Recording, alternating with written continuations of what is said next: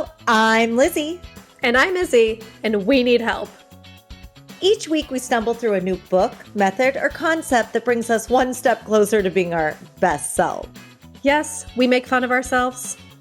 And others. But mostly just ourselves. So here's to not taking self-help quite so seriously. Drew, thank you for coming on to We Need Help. Thank you for having me. Fucking stoked to be here. Already frothing the chat. It's amazing.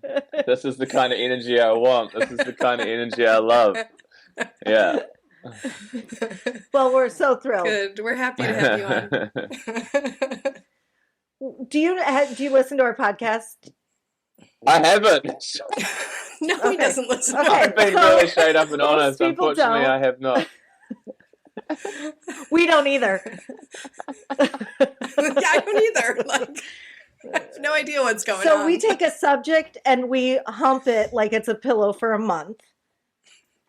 And Beautiful. we really try to improve with it. And this month we're doing addiction, and that's why we're having the addiction guy on, which is you. I'm here, happy to serve, and yeah, I'm stoked to be here. Like I said, I love your guys' energy. I love your vibe.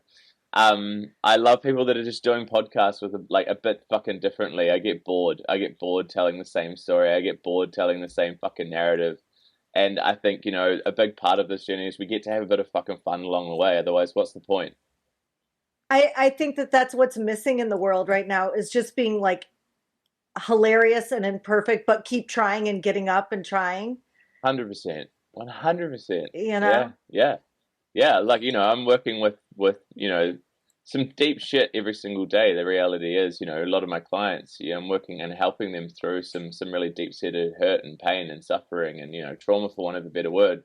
But, if we can't have a laugh along the way, it's like, why are we here? What's the use? Exactly. Yeah, there's they always say in recovery, like, people take recovery seriously, but themselves not so much. And I think that's 100%. I think that's the beauty of it. Like, you got to take recovery seriously, but yourself not at all. And there's something so like, I don't know, it's just like I remember the first time I was in rehab and I've never laughed so hard in my life. I've literally never laughed so hard. It's the best show in town. I almost want to go back to rehab just for some of the material. And not only that, it was like one of the give me some first of the moments material. in my entire life I think I felt at home. I felt like I felt safe. I was around people I could just be me. And I could share some of the fucking absurdity of the shit that I'd got up to and the behaviors I'd played out. And people turn around and go like, yeah, like me too, or I can top that times 10. And you're like, oh, it's so good. It's almost just like a breath of fresh air. It's like, holy shit, I'm not fucking the only one. I'm not mental. Maybe a little bit mental and a little bit crazy, but like, so are all of you. Mm-hmm. Well, and people who walk in addiction have the best stories because they're just outrageous. 100%. Yeah, I listened, there was this guy I was in rehab with who robbed a bank with a chainsaw. It's like, my hero. like that line of thinking, like, I'm gonna get the chainsaw from my truck and rob this bank. Yeah, I know a dude who was like ex-British SAS who threw himself out of an airplane at low altitude. He threw his parachute out before him and then chased after his parachute. And he caught it. He reckoned he caught it. Well, he was at rehab, so yeah, thankfully. He reckoned he just caught it with like his fingertips and put it on and like ripped it before it hit the ground. Yeah, like crazy shit. Just mental stuff. That's hilarious. And unfortunately some really fucking sad shit too. Drew, like, can you... Yeah, of course. Can you introduce yourself and then for sure. I'm Drew Wild. I've sort of labeled myself on Instagram as the addiction guy, but the reality is I work with the full spectrum of human. In my humble opinion, there's no separation between addiction and distraction. I really believe they're synonymous. They're one and the same. And that every single human being on this entire planet has something that they lean on as a coping mechanism when they just don't want to feel, when they just don't want to be in the full experience of life.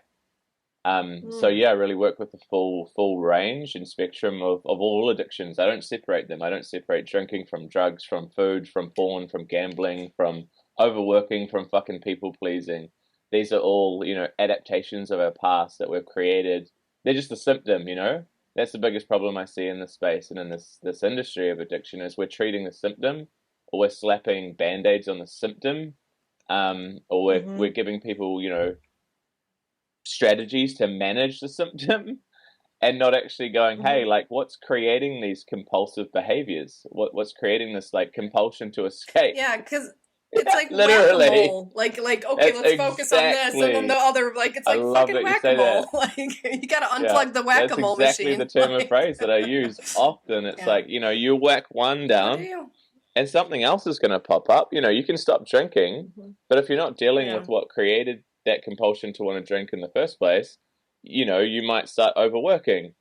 And then, you know, you might, you know, recognize that you're overworking and you sort of start micromanaging that. And then all of a sudden you notice you're scrolling 24/7, you know, whatever that is. It's like, you know, like you said, it is literally playing a giant game of whack-a-mole. And so what I'm passionate about is helping people realize and recognize that it's not, you know, this is a Gabor Mate quote, an inspiration and mentor of mine. It's not why the addiction, but like why the hurt, why the pain, why the suffering, why the need to escape.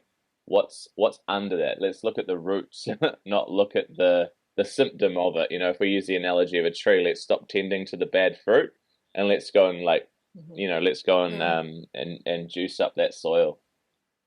It is good to know what you're running from. Yeah.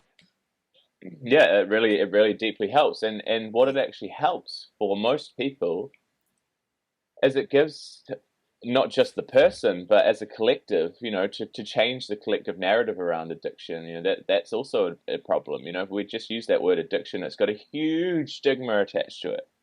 Most people will go in an invitation to anyone listening to this, like what associations do you place over that word addiction? Most people go to the, you know, the rock bottom alcoholic sitting on the side of the street, or the junkie sticking a needle in his arm every day.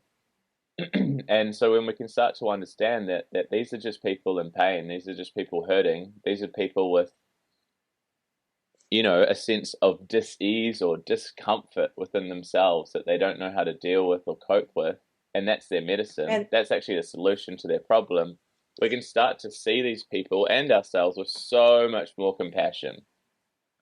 And they've chosen a less palatable addiction. Like, it's okay to be addicted to work. Yeah, well, you know, it's actually glorified these days. Beyond glorified. Like, busy is like the best word for people to say about themselves. It's like a flex, annoying. Right? I'm so busy. My life's so busy. Full. There's so much going on. It's like, okay. Oh, I'm so busy. I'm just so important. Get the fuck out of here. Yeah, fuck off. No, you're not. No, you're not. You're fucking running from yourselves. How's your family holding up? You can't fucking stand you. Yeah, when's the last time you saw your fucking kids? Yeah, exactly. So, Drew, what's your story? You have a story. I'd love to hear it. Story. Excuse me if I'm coughing a little bit. I am a little bit unwell. Long story short, you know, growing up, for all intents and purposes, from the outside looking in, you would have said my childhood and upbringing was cushy as fuck. You know, from the outside looking in, you would have seen a really, you know, privileged, you know, white, middle up to upper class, you know, loving family. Really, that's probably what you would have seen from the outside. And you know, that's what I saw and believed for a long time too. That was my experience. And again, I could, you know, if I go really, and I have done this, you know, I've been doing this work for a long time now, probably 7 or 8 years, and you know, if I really go back, I can see these tendencies of wanting to escape, or this inability to be with myself from a really young age. You know, I can see. Yeah, what were those? Like, for me, it was books. Like, I would just mine was Lego books. Like, I had books. Yeah, Lego and it was Lego? and then probably like things like that. Like definitely Lego. Like it was just like this tunnel vision. It was like a vortex. It was like nothing else existed. Yeah. And I can go back to that. Yeah, I remember I had books hidden hidden in bathrooms, like now, alcoholic. like how alcoholics hide bottles. Yeah, hiding. I would hide books, and my mom would be like, you know, she'd like go in my room and make sure I was asleep, and then under the covers, I'm like, it's so funny. That's golden. Yeah. Yeah, like I could again, like I can take myself back into that energy, and I'm like, yeah, I can feel how much what that gave me. You know, it gave me this. It sort of gave me a sense of ease, a sense of peace, a sense of calm. It was something that I didn't have within myself. And then again, like I found that in gaming, from a young age, Game Boy, computer games, porn was probably my first addiction, and I guess more prevalent and more like looked at and recognized as an addiction in this day and age. Yeah, that was I just remember the feeling I got when I would be watching porn or whatever it was, and it was just like again, it was like nothing else existed. It was just this tunnel, this vortex, this in this little world, in this little haven that I created for myself. Like I felt at peace, I felt at ease, I felt comfortable. And it's like kind of threat. And it's a little treat for yourself too. It's like, 100%. It was like a reprieve from what I didn't realize, I was actually experiencing. And I'll go into this, the kind of the clinical sciencey shit behind addiction, but yeah. Anyway, all I knew at the time, obviously, I'm a kid. All I knew was like when I was doing these things, I felt better.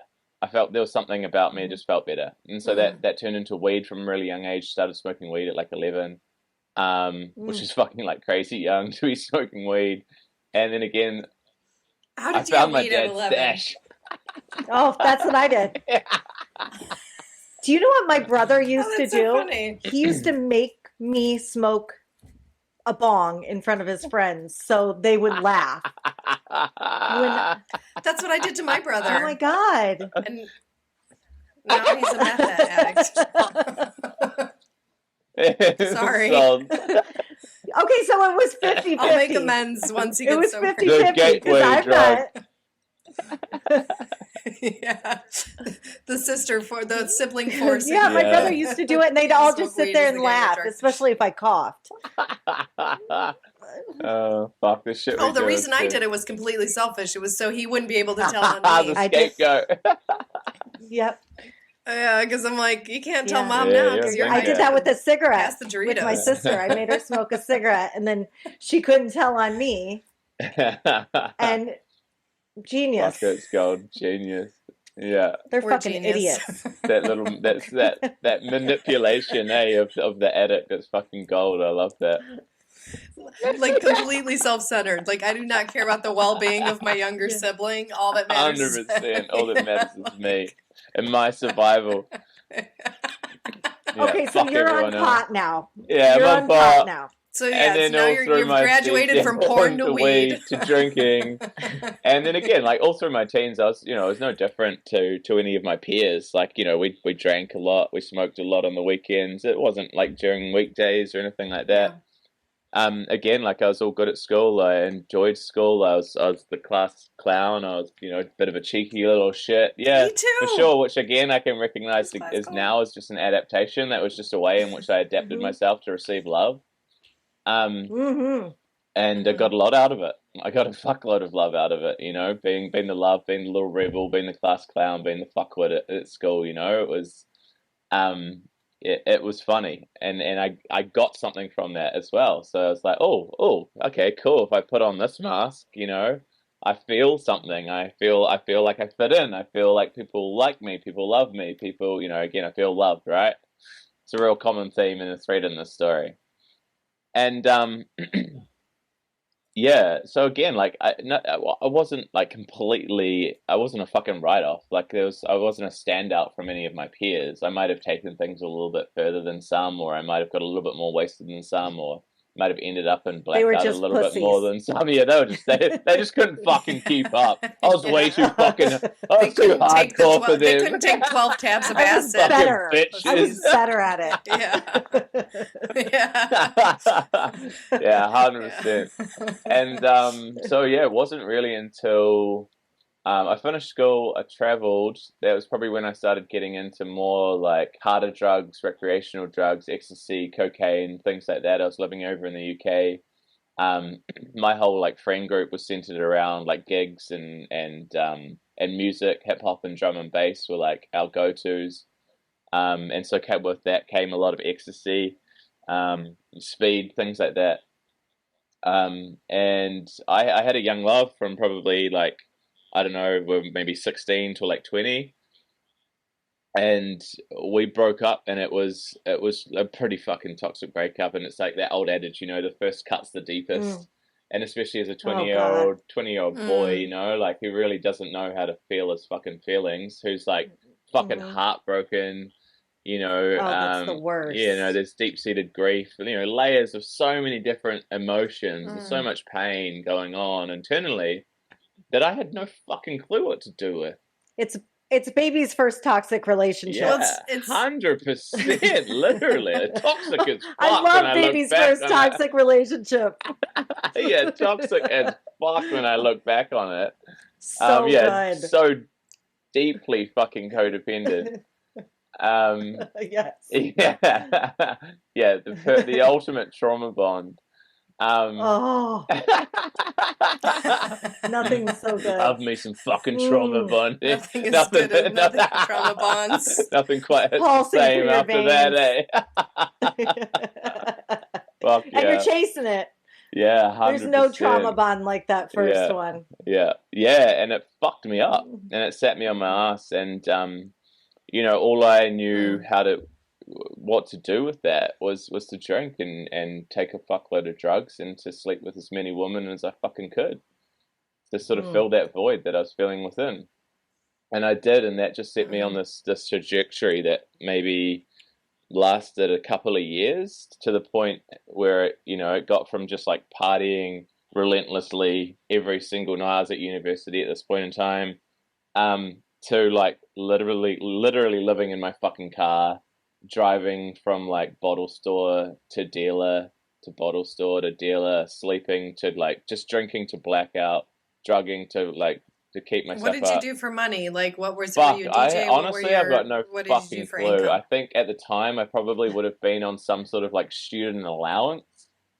I probably would have been messaging my parents regularly to like for some bullshit fucking story that I like ran out of gas, or that I fucking needed money for a textbook, or somebody stole something, some shit like that, to like transfer some extra money into my account, or mates, or there were periods of time as well where we were just I was doing a lot of fraud, like real white collar shit, like white collar fraud, for money.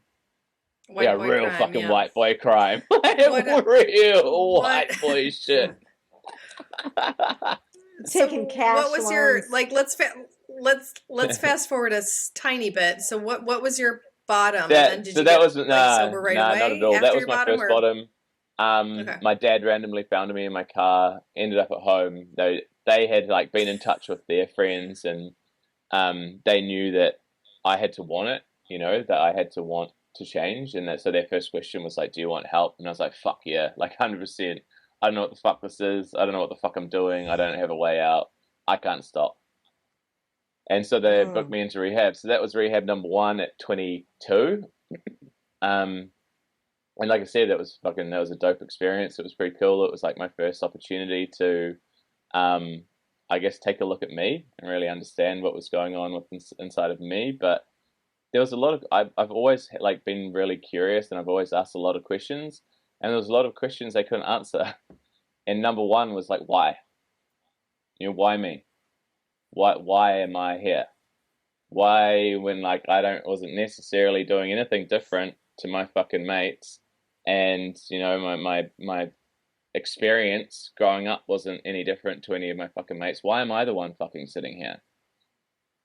And they couldn't give me a fucking answer, really, or they'd give me some bullshit, sidestep of like, oh look, you've just got to accept this, or you've just got a disease for which there's no known cure. And I was like, I mean, that doesn't feel true, and that doesn't feel right, but you guys are the fucking experts, so okay, like whatever.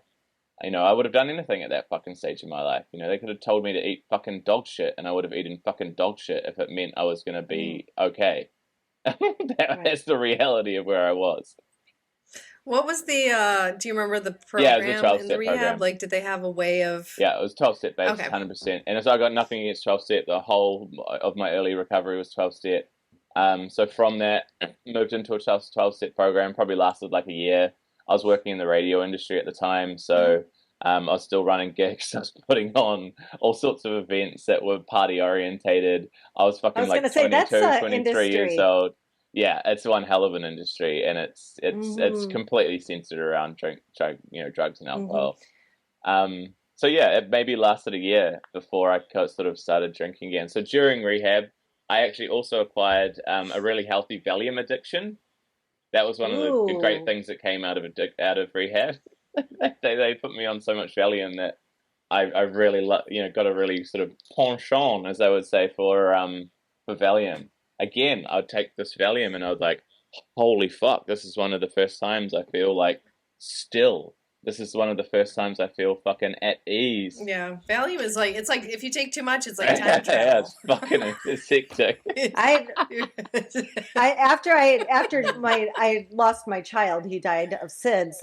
They put me on Valium, and I disappeared for like 3 months. Yeah. Yeah. And so what it also did for me, you like find yourself on the sofa like I was like surrounded by Budweiser bottles, and I'm like, what the hell is going on here? I looked in the mirror, I didn't even look like myself. Yeah. And like, for anybody bitch, you need to get your shit together. Yeah, shit leaves probably still left a few fucking holes in my brain. Yeah, so if you know anything about alcohol withdrawal as well, like it's one of the most dangerous substances to come off if you've been drinking solidly for long enough. And so they give you Valium ultimately because it hits the same receptors. And they do a tapering routine to sort of ultimately help you detox off alcohol. And so I now had this supply of Valium as well as an alcohol and drug addiction.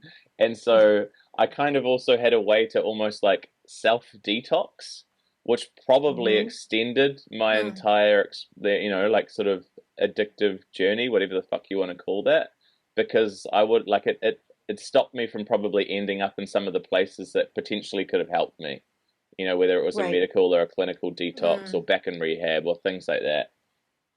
So yeah, the solid Valium addiction, not to mention all the other fucking meds they put me on. So rehab number one, then you went back to drinking. Sat on that fucking merry-go-round for like. And then how many rehabs only two, were there? But there was like an 8-year gap between of just like hell, of just like that merry-go-round. I when I was on. So I'd play. My pattern was like I could have been out for a weekend or I could have been out for like fucking 3 months.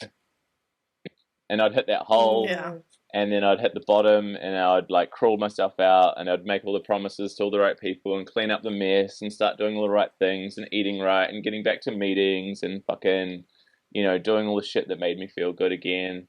And then I'd coast because I felt good, so I'd get complacent, and so I'm like, oh, I'm sweet. So what? And what finally ended up working for you? Like, what was what was it? So again, like I said, when I was on, and I actually ended up creating, during all this, my dad passed away. So my dad passed away when I was about 26. So again, more hurt, more pain, more suffering that I didn't know how to deal with and cope with. He was an amazing man, one of my best mates, and just buried that shit, shoved that shit down.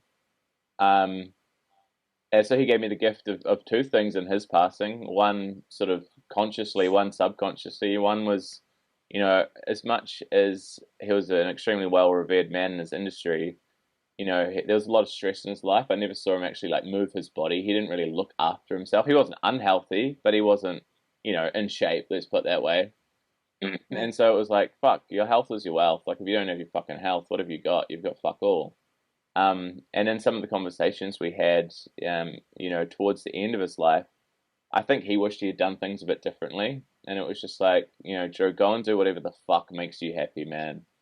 This gig can be short. Like, go and do what fucking lights you up. And so I actually ended up in sort of like the health and wellness space and health and wellness industry, and ended up creating a quite a successful business in that space. And again, when I was on, so it was running and it was functioning. But when I was out the gate, like I was fucking out the gate, and the team was like supporting this business, yeah.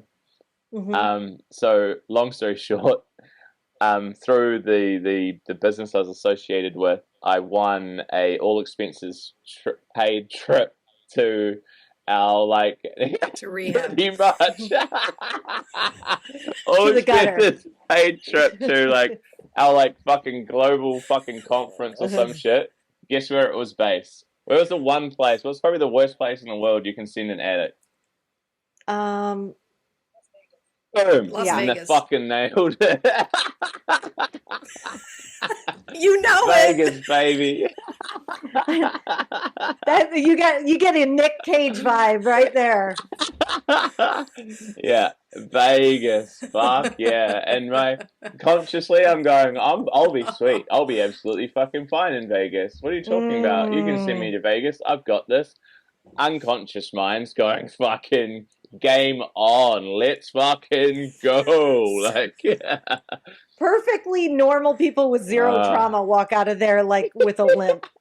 100%. 100%. So yeah, ended up in Vegas. Again, ended up there like 5 days before any of my fucking team. Got in a cab. The cab driver turned around and looked at me. And he's like, he just looked at me. We hadn't even said two fucking words to each other yet. He looks at me. He's like, "Do you smoke weed, bro?" It's legal. It's legal here now. We can tell.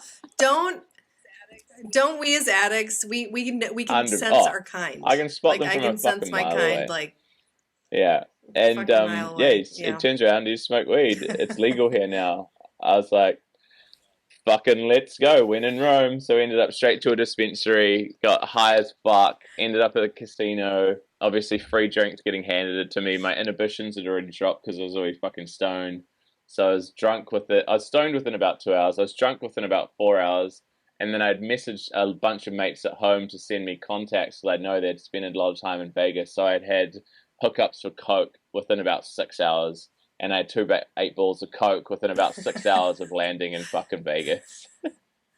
Yeah, you're the new Nick Cage. Man, yeah. And so I just let loose for about fucking 10 days of absolute fucking mayhem and debauchery. It was fucking wonderful. it was fucking chaotic, and like I'm not gonna shit on it. I had a fucking great time. I'm not gonna lie, you know. Like I had of course. If it was a bad time, our keynote speaker was Tony Robbins, and I was fucking high as a kite.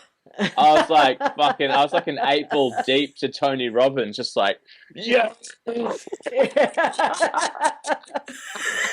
Get it, Tony. I'm so deeply inspired right now. You are my guru. You actually are my guru, motherfucker. 100%. But yeah, that was the start of my I call it my final demise. That was the beginning. Yeah, I came home through Hawaii. I found that I can't remember that app. What's the app you guys have over there where you can it's like Airbnb but for cars? Oh, Turo. VR. Oh, yeah. Turo.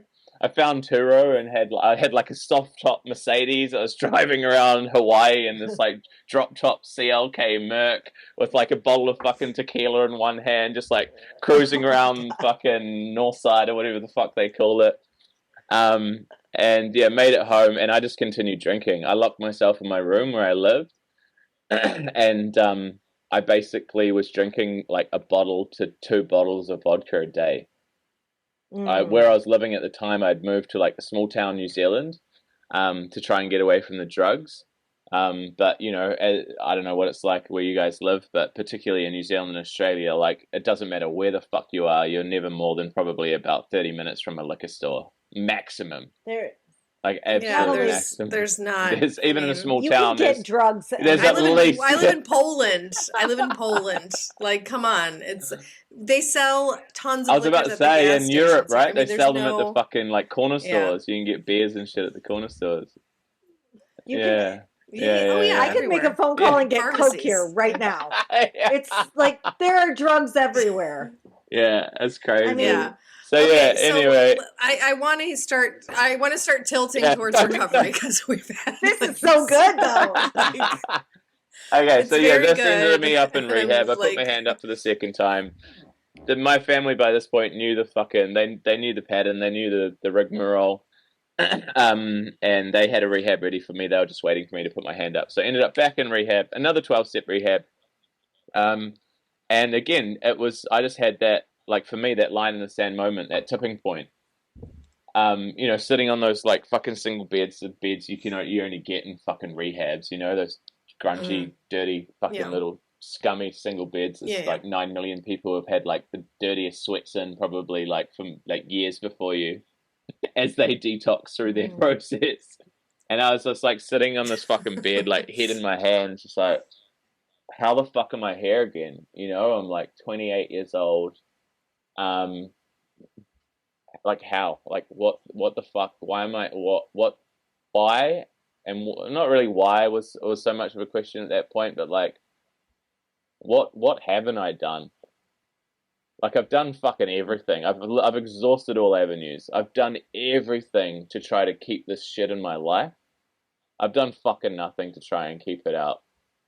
And I'd got to the point where it was like literally life and death, like a longless journey. I've missed out on so much of, the amount of times I've ended up in fucking hospital, woken up in hospital, the amount of times I've almost died, the amount of times, literally was on death's door.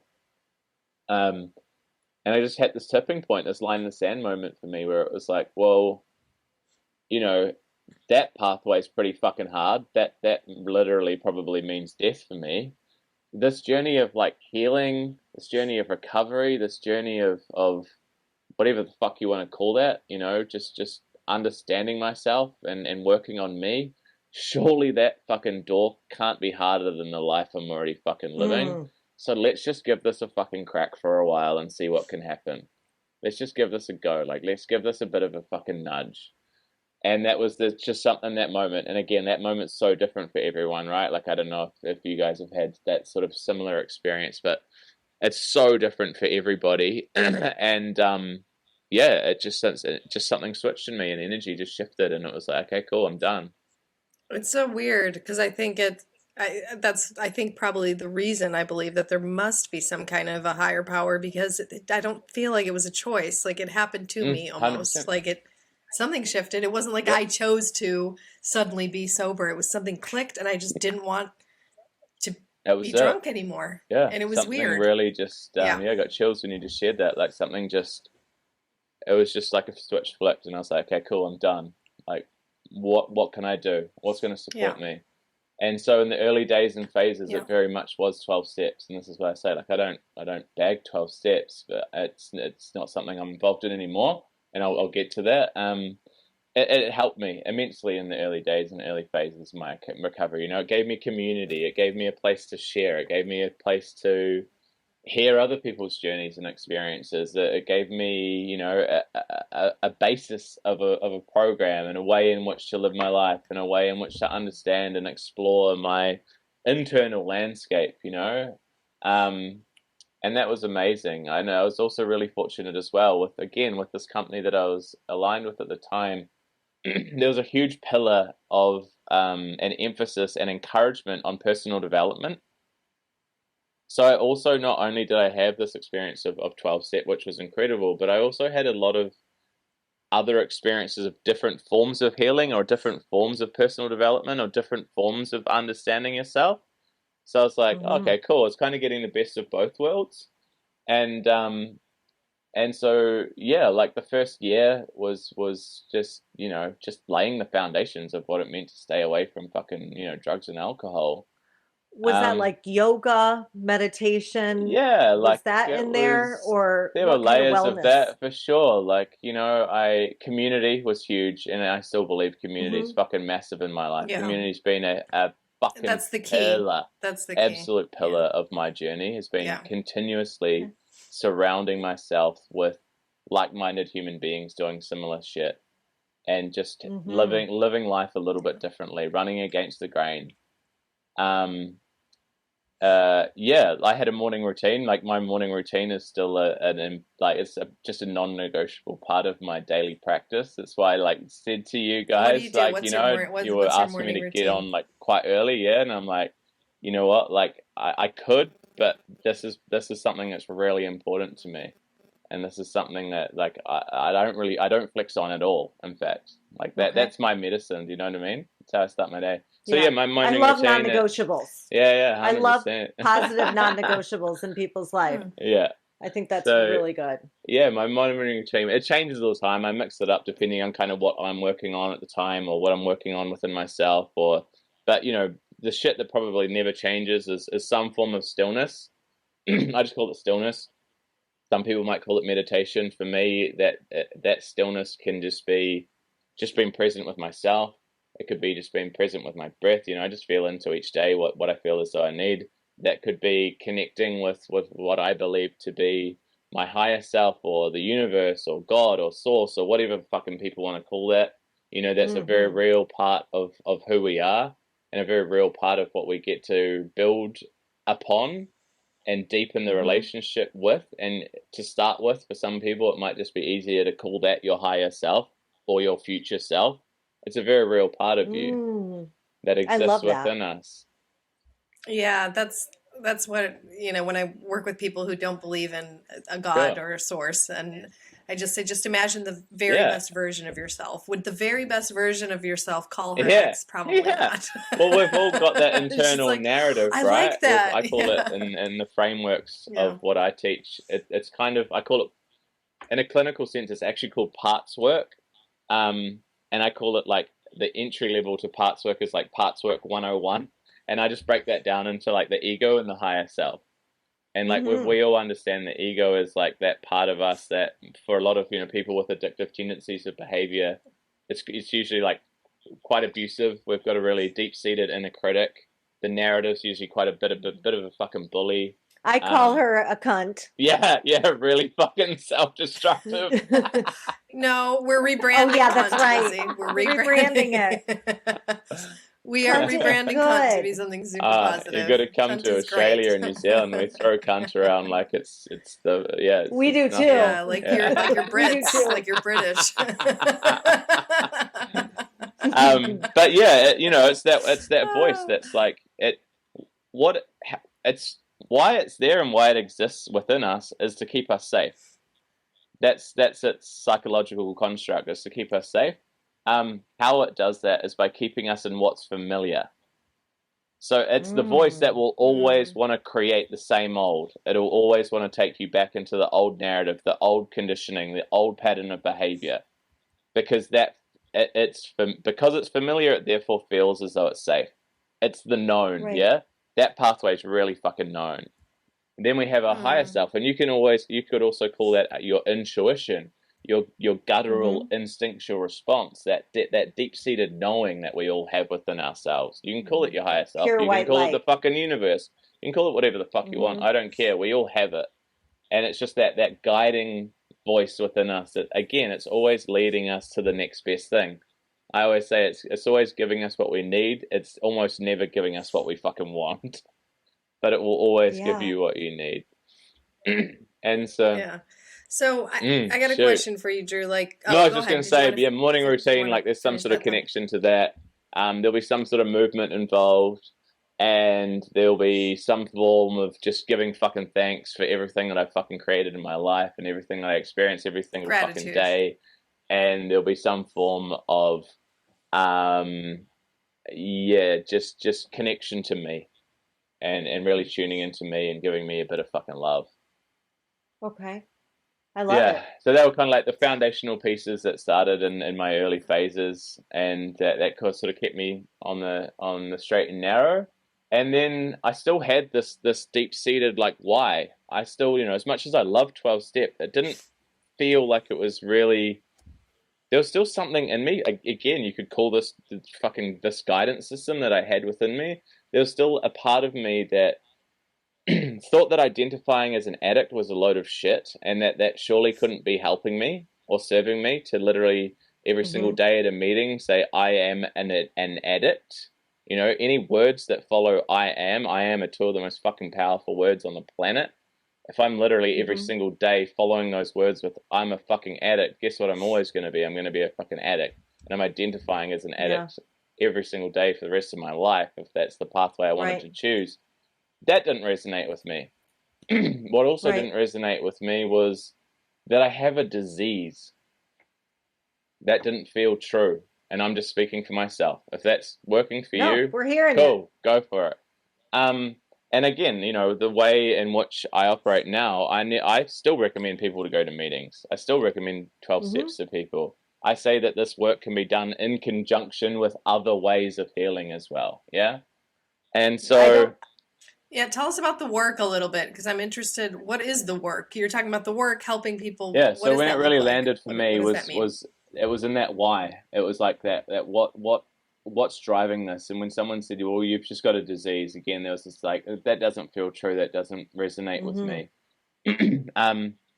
What does resonate is that like there's a sense of dis-ease. There's a sense of discomfort within me. There's a sense of inability to just fucking be with myself. There's a sense of like, I can't be still. You know, I've got a friend in the UK in this work who calls, you know, anyone that's gone through these sort of addictive behaviors natural born leg jigglers, which I fucking love. And it is so common. And that was me at the dinner table My mom every always night said growing up. there's a shaking inside of her. Yeah, spot on. You know, it's like yeah, my mom always has said that. She's like, and she's in recovery just a year now. And she's just always said that there, like when she's not drinking, there's a shaking there. Yeah, what I say in 12 step, like restless, irritable, and discontent, right? Yeah. Discontent. And so there's this. Yeah. I just call it a disease of a dis-ease of tension. That's a like really beautiful tension. word. Tension, like contortion. Like I felt tight. I didn't feel safe. I didn't feel fucking loved. I didn't feel comfortable in my own skin.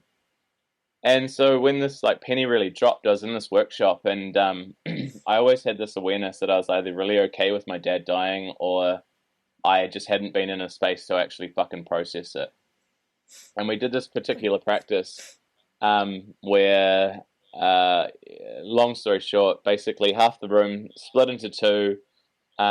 One half of the room would close their eyes and open their arms, and the other half would just find someone for like an anonymous hug. So the facilitator was kind of guiding you to like really drop in and receive this hug from this complete stranger, right? And I was like, okay, I'm a kind of a huggy dude. This is a bit fucking weird, but like I'll roll with it. Quite in my head, you know, and I was like, you know, this isn't terrible. This is kind of nice. And the facilitator said one thing. He said, now imagine if this, and I just had chills as I said this. He said, now imagine if this was someone you wished you could hug today. And the first thing that came through was my dad. And I just cracked. Absolutely fucking cracked, and just started bawling my fucking eyes out, bawling my eyes out, bawling my eyes out, bawling my eyes out. Just had this huge cathartic release. And afterwards I was like, oh, holy fuck, like I feel better. I feel good. And I was like, wow, okay, my brain just went, there's an association here. There's something in this. There's this, this is what I've been running from. This is what I've been escaping my entire fucking life. Is this just feeling my feelings? So, you know, words like unprocessed emotion, you know, feelings gone unfelt, stored stress, you know, imprints of the past, right? All of these are just other ways in which we can say trauma. Right. That's the truth. So just stored and trapped fucking energy in the body that, again, no one at any point in time has taught us how to process, how to release, how to be with, how to hold, how to feel, how to move. We've just shoved this shit down and we've stacked it on top of each other. Stack, stack, stack, stack, stack, stack, stack, to the point where our capacity's so fucking small, and it takes one little thing to trigger us to, like, reach for that coping mechanism, reach for that distraction, reach for that thing that works so good at shoving that shit back down. And this is the pathway that I started to follow. So is that what you do? Is that So that's what you do. You help 100%. That was the people thread. So I started to follow release that that, thread, and I was unpack just that. like, okay, wow, this is really fascinating. And I started to find people like, Gabor Mate, and people like Peter Levine, and people like Bessel van der Berg, and started to understand this correlation between, addiction really just being a symptom of a much deeper rooted Mm-hmm. problem. It's just the symptom of this inability to be with ourselves. It's a symptom of, this inability to feel my feelings, to process my emotions. And that can come from a myriad of different fucking experiences, Oh yeah. on the surface, it starts with the stuff Yeah. that's just sitting and simmering on the surface. For me was the But death so of my dad. do you think addiction is environmental then? Because like, or like, so from what you're saying is, okay, so some things cause trauma and then that's what causes us Yeah. to reach for, but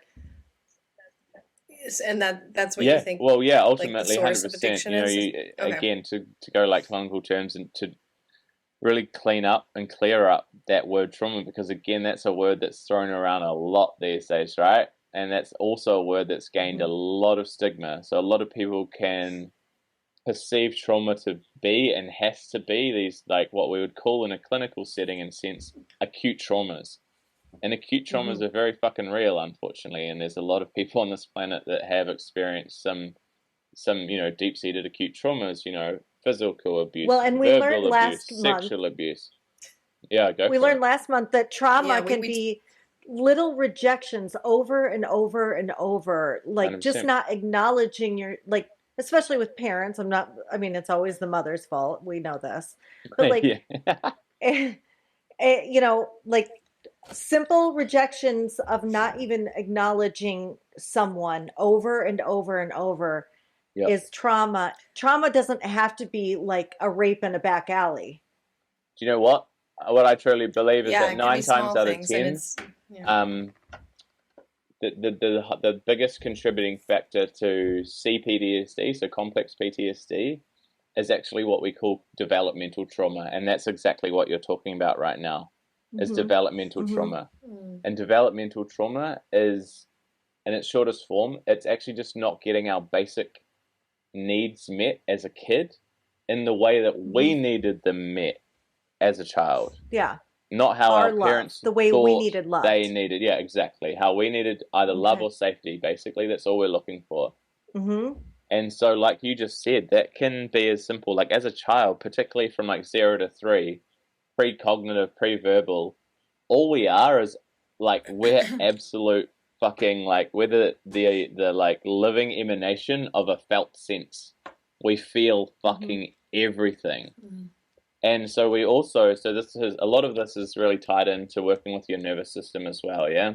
So particularly in those first 3 to 7 years of our life, we can only attune to our primary caregiver's nervous system. We can't separate or distinguish between our nervous system and our primary caregivers. And you just mentioned mummy. That's wow, almost that always just mummy, blows right? my mind. Almost It's always the our mom. mum. Yeah. And so if your it always mum, is. right, is in a state of, and this could be from a million different contributing factors. Maybe there's financial stress going on hey, at home. Maybe it's like the first fucking kid. And just like a Yeah. side question for you, do you believe in like 100%. generational trauma that Yeah, is deeply. just even passed on? Yeah, so like it could even not even be their trauma. It could be trauma from It's her, coming from them, grandmother or and whatever. there's So also collective. yeah. So the fourth would be like collective trauma or conditioned cultural trauma. Yeah. Yeah. I think it's really that we have a daughter. She's 11, and we were so mindful of where she was at on an emotional state and an energetic level at all times, because I was 34 when I had her. So like that's the gift of being a little older. Yeah. When you have a child, is the magnitude of what you're doing. Yeah. And she's so much more intelligent emotionally and that's beautiful. than you could even imagine. It really does make a awesome. huge difference. Yeah. Yeah, and so because we're little sponges, So- right? So we're feeling everything, and like I said, I'll tie this into my own story. So take for instance, my again, I said right at the start, right? I was like, from all intents and purposes, from the outside looking in, my childhood looked fucking cushy as shit. my mum was 40 when she had me. She had had 2 miscarriages before me. And I've felt this. I've felt this through practices and working with different mentors and things like this. I've literally gone back to the fucking womb, and I felt her fear. I felt her fucking terror. Scared. I felt her like, I can't fucking lose another one. Yeah. I felt her like, holy fuck, what if I do lose this? This is my last shot. And what was the... That is like the ultimate empathy. Literally. Like, yeah, really, and again, I can't separate that from myself. So I and have he's taking in that cortisol. Yeah, literally. And so nailed it. Taking the cortisol, taking in the dysregulated nervous system. So right from the day I'm fucking born, my nervous system's going, meh. You're already fucked. I'm already, there's no chance. Okay. And so, but where this really ties in, and I think a lot of people could probably relate to this, is the narrative that I felt from my mum was, I need you, right? So that narrative for her might have been like, I need you to survive. I need you to live. But what I felt was, I need you. And that's really fucking confusing for a child, because it's like, what do you fucking mean? You're meant to be the one looking after me. But you had a lot of that. I'm trying to figure out, it's too much pressure to put on a child. Who I had a lot of that in order to ultimately receive her love. So I grew up in this experience, this energy of what would literally be the definition of conditional love, right? And so that played out from basically from the day I was fucking born for the rest of my life, and I can see the pattern of that and how that showed up fucking everywhere in my life. Literally looking and seeking love or approval or validation or acceptance from outside of myself in any fucking way, shape, or form that I could. And that showed up in intimate relationships and friendships and any social situation I'd ever find myself in. And that created such a sense of disconnection from myself, insecurity within myself, that dis-ease, that contortion, that discomfort that we spoke about, that dysregulated fucking nervous system. And so, like, all of this compiled on top of itself, until I could actually put these pieces together, I didn't understand this shit. I was still like, why? How the fuck did I get here? When I started to piece all this together, I was like, holy fuck, this makes all the sense in the fucking world. No wonder I took the fucking pathway I did. No wonder I chose fucking drugs. No wonder I fucking chose alcohol. It was the literal only fucking thing, the only solution I found that helped me feel some sense of fucking nothing. So, guys, I'm just conscious of the time because at midnight, which is in 5 minutes here, I turned into something. Sorry. So, no, you're wonderful. No, it's cool. I just want to. So, how do you start working with clients? And what do you consider yourself? Would you consider yourself a coach, a therapist? I know that you don't like the I am. No, I weave between. You just help people, I weave between sort of like coach, mentor, practitioner. I wouldn't label myself a therapist. I do have a few different qualifications, enough to call myself a practitioner at least. Do you? But I work with a lot of trauma, really. I work with a lot of patterns of behavior. Let's call them that. I work with a lot of what was once a really fucking adaptive survival pattern for people. That as a grown-ass fucking adult has become really fucking maladaptive. And so that could have been like, as a kid, I fucking didn't get the love that I fucking wanted, and I continue to find myself in codependent relationships.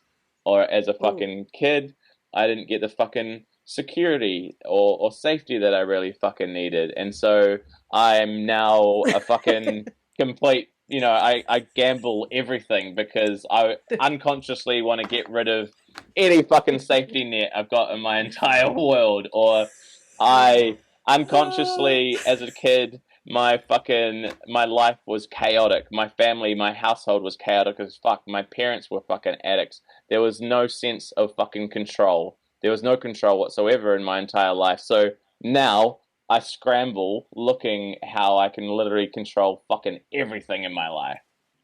So if you're like, let's just say I'm a person who fits almost every single one of those things. Let's just say, and I want to work with you. How do I get a hold of Drew?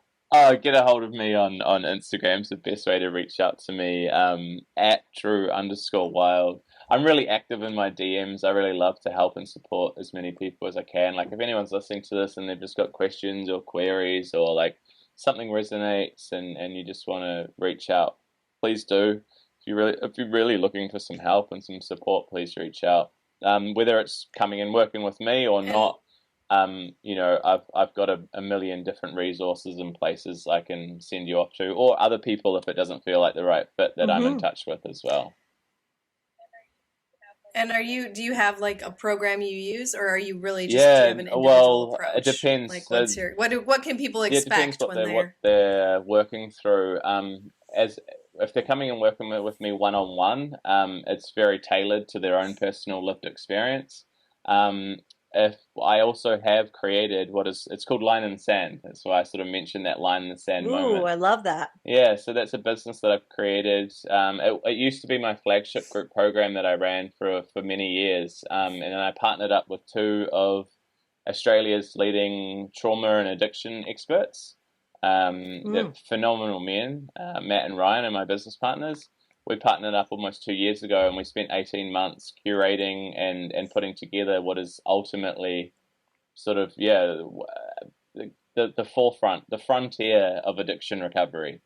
This is really going to change the fucking game, and it's, in my humble opinion, the one of the most powerful programs on the planet. you know addicts can't be fucking humble. Like, get the fuck out of here. I'm buying it. And I'm a Leo. Oh no, a lion, a humble lion. Oh no. So humble. Oh, no. But no, honestly, like if you knew Matt and Ryan as well, they're amazing human beings. And all three of us lead with so much love and lived experience. And we just get it. And we wanted to create something that, that's been missing from the space, from the industry, I don't like that word, but it's been missing from, the support that people really fucking need. There hasn't been somewhere for these people to fucking land. There is the room to grow. There's room so to much grow fucking room to grow. And so this has been my vision for Yeah. years, and these two men have helped me execute it. And we've created what's called, you can go through to LITS, LITS, it's the acronym for Line in the Sand, so litsrecovery.com, and you can scope out our group program, which it's phenomenal. It's a 12 module, 14-week group program that, our grand plan is that to be the primary aftercare support for any reputable rehabilitation center globally, and that Wonderful. to be the landing place for almost anyone and everyone that's really, really struggling. It doesn't feel as though a lot of the systems that they've already been plugged into or programs that they've been plugged into are serving them, or they've done all the things, or they feel like they've exhausted all fucking avenues.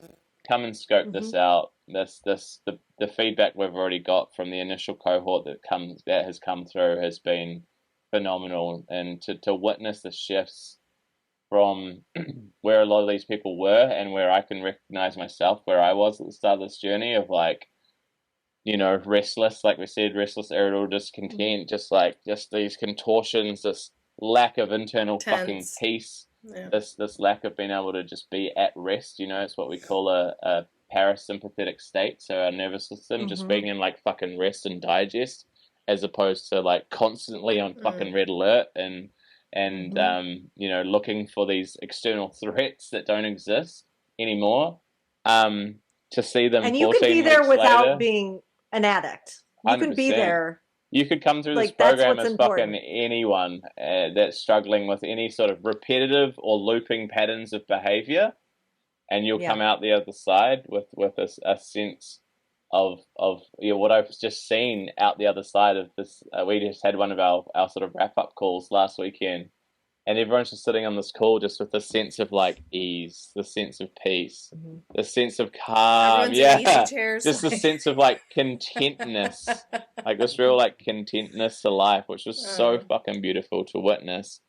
I'm signing up. I'm come doing through. it. It's fucking sick.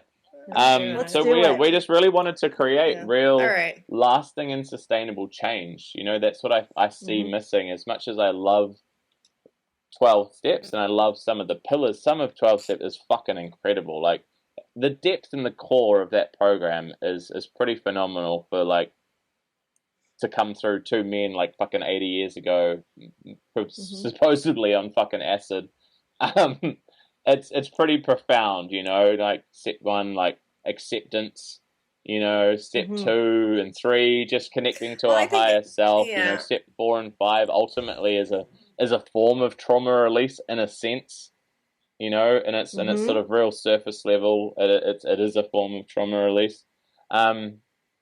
But yeah, I really wanted to take that a step further and really help people really drop into the fucking body and give them the tools that they can take out for the rest of their life and use and apply for the rest of their life, and get to the point where they're not, this isn't a battle, right?